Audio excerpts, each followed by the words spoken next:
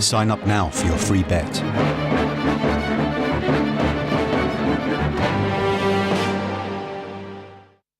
Hello, it's John Smith's Grand National Day, the biggest betting day of the year, and here with the latest from the ring, I've been joined on the phone by Simon Clare from Bookmakers Coral.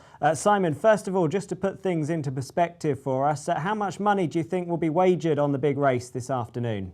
Well, Coral will be taking in the region of £20 million. As an industry around Britain, I think bookmakers are looking at around £150 million bet on the race.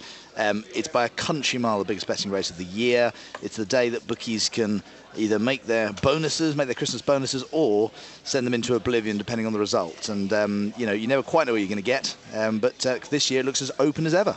And at this stage, who would be your worst result?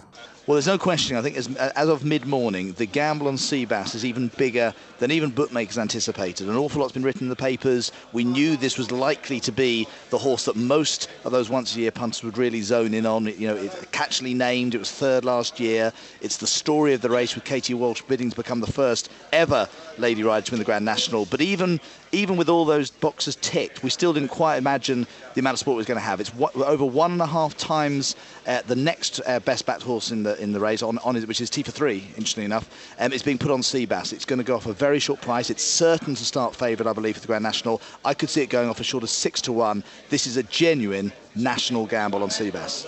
And looking at those at bigger prices, the price-wise selections, anything else at massive odds getting well supported through the day? I mean, Tom Siegel always has a huge influence on the market on most days. And the early morning market, we saw Kiskova Fontaine and, of course, Chicago Ray backed. But then the hordes come into the betting shops, and it really develops its own life, the Grand National betting. And we've seen the obvious ones. I mean, behind Seabass, T for 3 is the next best backed horse. Then it's on his own, Capabla and Sunny Hill Boy. Very interesting that apart from T for 3, they're all horses which ran well or ran over the course last year. And T for 3, has got plenty written about and plenty of tips this morning. But at bigger prices, very bizarrely, Because I Couldn't See is one of the best backed horses in the National. He's 100-1, and that's because of the catchy name. Mumble's Head just seems to have caught the imagination of lots of small stakers. That's showing up as a big loser. And Mr. Moonshine, again, another horse which just seems to, for whatever reason, you never quite don't know why the masses out there just latch onto certain horses. But Mr. Moonshine, another one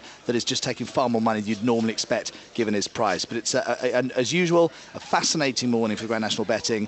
But there is no question, it's all about Seabass when it comes to the best backed horse in the race. And finally, Simon, just taking off your coral hat for a moment, who's your idea of the most likely winner?